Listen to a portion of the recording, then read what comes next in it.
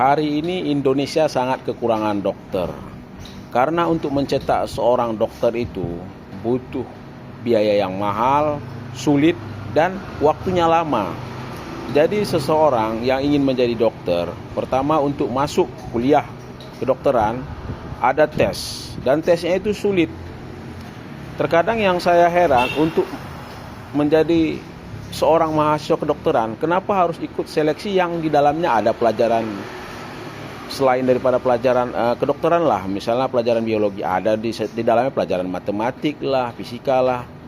Saya rasa cukuplah mereka yang mau menjadi dokter fokus tesnya pelajaran-pelajaran untuk mengetes apakah mereka bisa menjadi dokter apa enggak, sehingga tesnya bisa menjadi lebih mudah.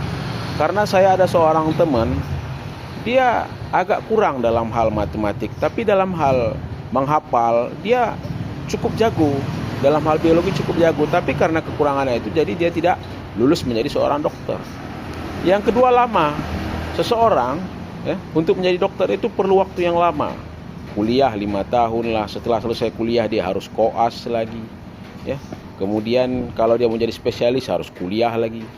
Kurang lebih butuh waktu ya sekitar 10 tahun lah untuk menjadi seorang dokter spesialis, atau sekitar 7 tahun lah untuk menjadi seorang dokter umum.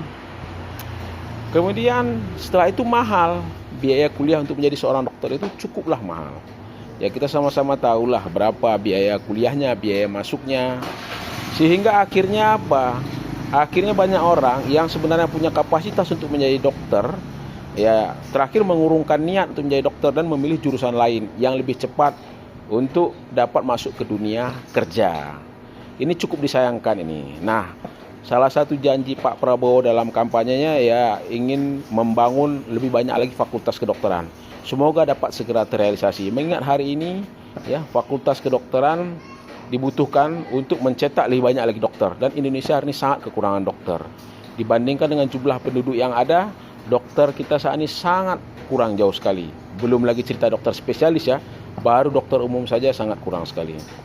Semoga ini menjadi aspirasi dan didengar oleh pemerintah untuk dapat dipermudahlah proses seseorang menjadi dokter, baik proses masuknya, proses kuliahnya, dan kemudian biayanya.